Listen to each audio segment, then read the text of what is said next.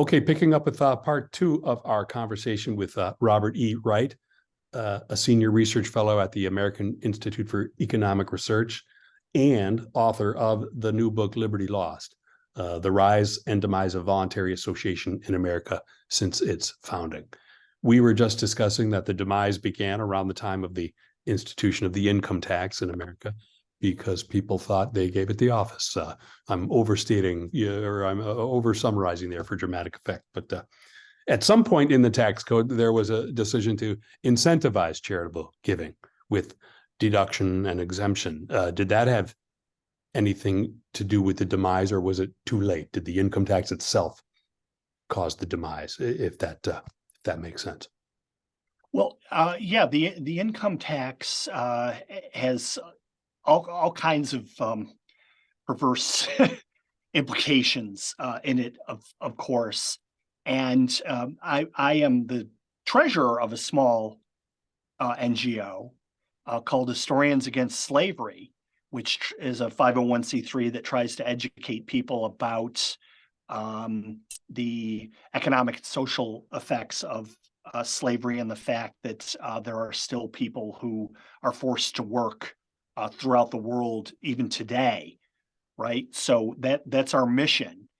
And I have not received a single donation since Trump doubled the standard deduction, right? And I know why it happened, because even in my case, I no longer itemize.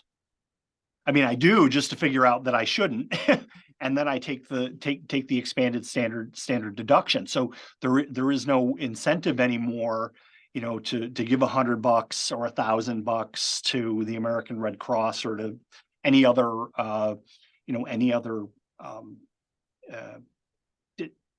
tax exempt entity like that. Mm-hmm. Because I don't have the satisfaction of seeing my tax bill go down. So things were much simpler in the time period that I talk about in Liberty Lost up to the Civil War, because there is no income tax. Most of the federal government's tax is coming from tariffs. People don't even realize they're paying that tax, and you just gave to charity because it was the right thing to do. Your neighbors did it. Your preacher, reverend, priest, whatever, every Sunday was encouraging you to do it. There were all sorts of benefits that, the famous people of the time, like Fanny Wright, they'd give an entertainment and they would donate the proceeds to charity as an example to others to follow. And in fact, I talk about in the book that there were some people concerned that there were Americans who gave too much to charity, to the point that they weren't saving enough for their own rainy days. And so when, the inevitable economic shock would hit them individually or their family or the economy, they didn't have as much personal resources to fall back on. But again, that's an individual decision on how they want to run their lives and all of that. So things were much cleaner then. But we get into the 20th century, especially in the post-war period, when income taxes are very important, and we have we have these various incentive effects that have distorted things, and also to some extent takes away from the original view of charity, which was that even if the recipient isn't aided by it, the donor is aided by it. Right. This was a view that was as late as Barry Goldwater, right, would say that. Maybe Eisenhower. No, Goldwater comes after that. That we've kind of lost sight of. Right. So it's not just, oh, well, I donated $100 or $1,000 or $10,000 or whatever, and nothing much seemed to have come of it, but something did come of it because the donor, gave willingly of him or herself, and that whole idea is diminished by the tax break that one might get from making that donation. So if even only as a hypothetical matter, if one got rid of that tax break, would civil society, voluntary association be harmed, helped, rejuvenated? If we burned it all down tomorrow, I mean, liberty was lost because of the tax system, oversimplifying. Yeah. How would one, if even again only as a hypothetical matter, return? How would one regain that liberty? If you got rid of the deduction, what would happen to, or the exemption, the tax? I think that's probably the total dollar amount would go down to some extent, but it wouldn't be extinguished. And there are things that we could do to boost it back up, like promoting religion. Getting rid of government schools would be a big goal, because that would reduce overall tax burdens and people would have more discretionary income that they could donate, and just reducing the size of government altogether, and saying to people, once again, look, if there's something you don't like, you don't run to the government and ask them for help, because all they're going to do is take money from everyone and all the taxpayers, or they're going to borrow it, and then this burden's just going to go onto your offspring. What we want people to do is, hey, you see a problem, well, why don't you try to fix it? And if you don't have a lot of money, volunteer your time. Our time volunteered is still astounding in some ways, but has been trending downward. Reorient people towards that. If we could do something to revivify religion in this country as well, people before the Civil War, Americans would donate partly out of fear of God, as they would say. Yeah. Right. This that there's somebody else who's looking down upon you and judging your actions, and there may be heck to pay in the afterlife, and many people don't seem to believe that anymore. Though to my knowledge, it hasn't been disproven yet. There's still a possibility that there is an ultimate being, and there is some sort of afterlife or another life or something. And whether you think about it in terms of karma, or you think about it in terms of maybe moving up a layer of two in Dante's Inferno, or if you think about it in terms of other sorts of rewards, getting back to some of that to some of that worldview would be very helpful. But I don't see it happening, with government schools. Government schools also won't teach about the third sector. My children all came up through South Dakota public schools, and they learned entrepreneurship there, which was fantastic. Not a word about the third sector. And it's gone under various names, including the forgotten sector. It still is forgotten. It's not talked about enough, and there's all kinds of problems going on in it, and it's difficult to have a robust public debate about it. It gets very quickly politicized. Yeah. And it looks like there are some untoward activities going on that we really didn't have in the past, because charity was so focused on helping individuals rather than helping political parties or ideologies. So I think we have to talk about it and teach about it, and that's more important than anything with the taxes. Get back to minimal government, and letting people know that if you don't like something, don't tweet about it. Go and do something. You're empowered. You have the liberty to try to address problems yourself. Yeah. I'm gonna try to drag you into politics.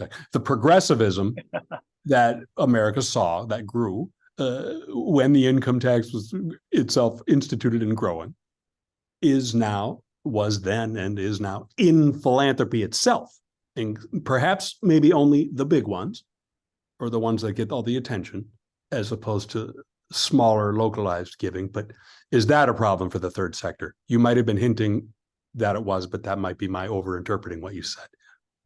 No, I think it definitely is, and there's no easy solution to it, unfortunately. But I've noticed instances of what seems to be takeovers of nonprofits, smaller nonprofits, where there are some hiring decisions that are made that are quite odd. And there have been purges of employees at various classical liberal or libertarian think tanks and research institutes and so forth, and the hiring of people who do not seem qualified for the job. And it's difficult to tell what's going on there. There have been instances of tunneling, which is a corporate finance term usually applied to for-profits, where the board of directors and the president tries to make the corporation's assets their own personal assets.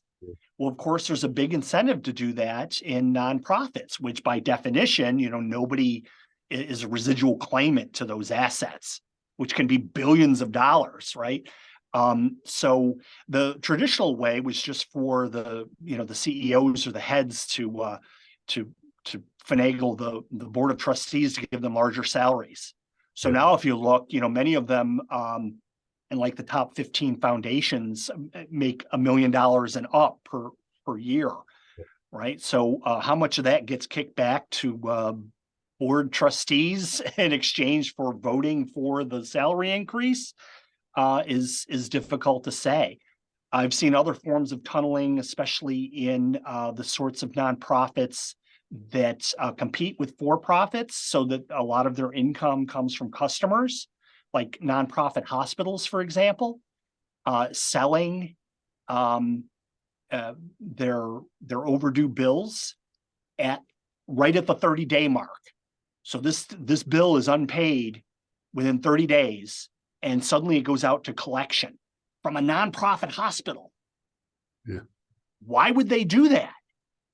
Well, again, I don't have definitive proof. There's a lot of incentive to hide it, but it looks like some of the top honchos in the hospital own the collection agency.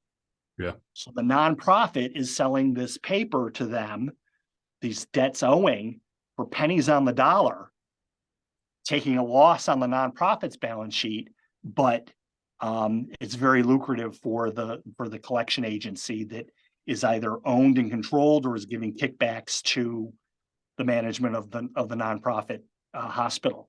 Yeah. Right. So there's all kinds of problems that could go. And to try to deal with them in policy would require, in almost all instances, increased government regulation or better enforcement of existing regulation by the IRS, or is that true? I mean, to return to charity, to recover the lost liberty, does that require increased regulation? Well, a lot of people think so, even conservatives. As as a classical liberal myself, I tend to espouse more sunshine, more transparency, more accountability than having this other party come in and pass a bunch of rules with no real understanding of what's going on, or no real incentive to come up with the right rules or to enforce the rules that are already there in a fair and impartial manner. So yeah, I'm not for increasing regulation. I'm for people being able to ask questions like, why are you selling your 30-day overdue paper, and who really owns this this collection agent, which is a for-profit company. Yeah. But but it's very difficult to for every individual donor to know these things. There's this layer that's developed, as part of the effective altruism kick, I think, of organizations that evaluate different charitable outlets, right, and different charitable projects. If they would turn that energy and that brain power towards discovering and outing institutions that are doing nefarious things, it's kind of like private regulation, right? We don't need the government to be involved, and their incentive, of course, would be that people would come to trust them, that they could brand as and I don't want to use any of their names, but I think you know who I'm talking about. Then they develop a reputation, and then people give their money to them, knowing that it's going to go to to nonprofits that are not allowing a lot of tunneling or feather bedding or other activities like that. And we've seen this in the past, and it works for a while. But of course, it's always like a whack-a-mole game. As soon as you whack one bad mole, another one pops up out of another hole. But that's why it's important not to have too much government regulation, so that people can new organizations can form in order to address these new problems. So is your book, is it optimistic or pessimistic? I mean, I guess it is pessimistic until you get to the proposed solutions, or as you just laid out now, sketched out a little bit, but the book's kind of a downer, isn't it? Or am I? Yeah, big time. Yeah, I took I believe they call it the black pill. Okay, yeah. Right. So it's a red pill, and that the scales are off my eyes, but also, pessimistic. I mean, one thing we haven't talked about is governments co-opting nonprofits, which is another huge problem. There are some nonprofits that are essentially extensions of the government itself. They get most of their funding from the government, and so it's the old, as they would have called in the 18th and 19th centuries, the power of the purse. Right? You don't bite the hand that feeds you. So if government's providing 50, 70, 90% of your budget, you listen to what they say. I mean, we've even discovered that many for-profits seem to be extensions of the federal government, right? Because they're so fearful of regulation. So imagine if, I used to call it Twit Book, X Book, you know what I mean, right? Sure. Okay. Tickety-gram. If a lot of their revenue came from the government, they'd be even more beholden to it, and we'd see even higher levels of censorship and throttling and all that sort of stuff. So there are nonprofits in exactly that situation, where they're afraid of more government regulation. A big part of their budget comes from the government, federal government, state government, local government, and so they're just essentially tools of those governments, and probably really shouldn't even count in our third sector statistics. Well, I hate to end on such a pessimistic note, but how about we call it realistic and use it as a motivation to try to return to when liberty was not lost, or something like that. Is that okay with you? That is fine with me. Thank you very much. All right, I totally appreciate your time. Thank you so much. The book again, Liberty Lost: The Rise and Demise of Voluntary Association in America Since Its Founding. We thank Robert Wright for joining us today.